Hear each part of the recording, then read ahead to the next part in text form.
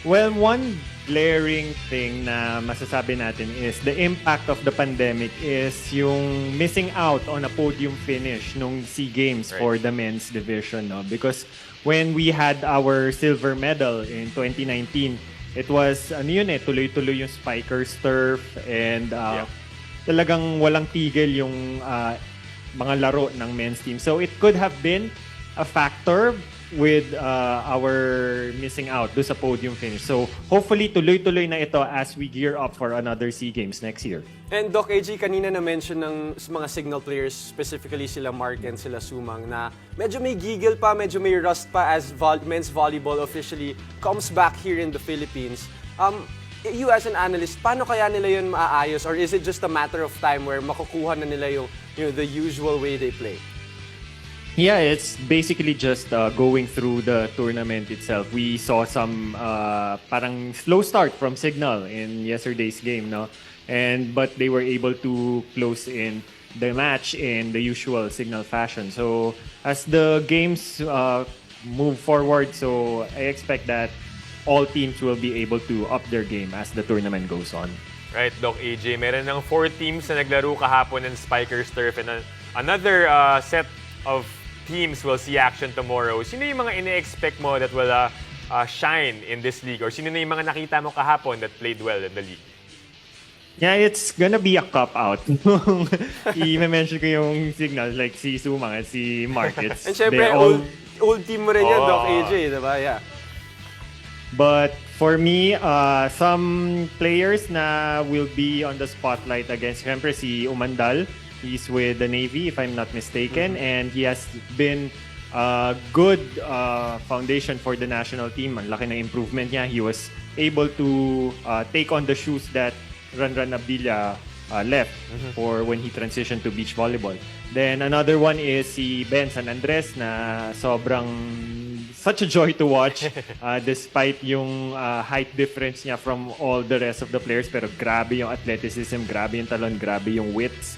And of course, for me, my number 3 pick will be probably the most underappreciated player still is si Vince Magulabnan, who is setting for the young ones ng Ateneo. So for me, I've always said that Vince is the most underappreciated setter na I'm yet to see him sa national team and hopefully that one day it will happen. And Doc AJ, one guy that stood out also in that first opening day of the Spikers Turf, of course, si Polvorosa. He's an analyst also here in the game.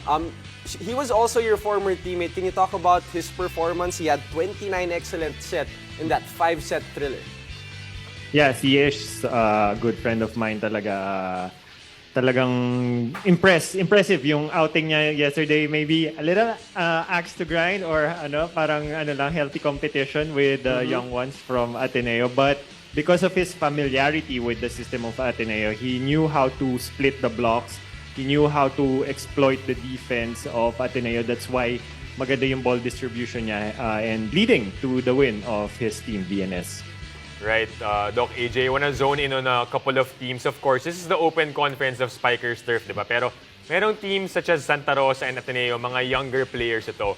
Gaano ka importante yung development nila when it comes to joining leagues against players who play professionally or, of course, internationally as well? Yeah, and I'm always a proponent, or I always believe that it's grassroots that will help elevate the level of volleyball in the country. Even if a lot of us veteran players are enjoying the limelight in a way, but it's with these young guns talaga who will pave the way for a good finish internationally. So hopefully na mabigyan pa ng exposure and avenues for training and playing tong mga mas batang players and to be able to join the national team also. Para ngayon pa lang, bata pa lang, before they reach the prime of their bodies, is talagang hasana sila sa experience for international tournaments. And Doc AJ, ikaw mismo may experience ka playing here in the Spikers Turf, actually part of the champion team that won it back in 2019. Can you explain to the fans, maybe mga bagong fans na nanonood, kung how exciting and how talented these players are in the Spikers Turf? Yeah, when I played for Signal, it was my Sukan song. I'm not primed na for indoor. I was training for beach volleyball already.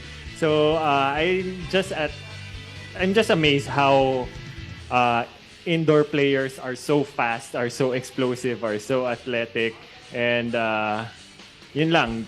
Nung naglaro ako for Signal noon, there were times na medyo sumasakit na yung tuhod. Hindi na ako sanay sa hard court. But even now, when I watch indoor volleyball, parang grabe, nagagawa pa nila yun. But still was very yeah. effective. And of course, si Doc AJ always effective. And also here as an analyst dito sa Spiker Surf. And Doc AJ, thank you so much for your time. Really appreciate it.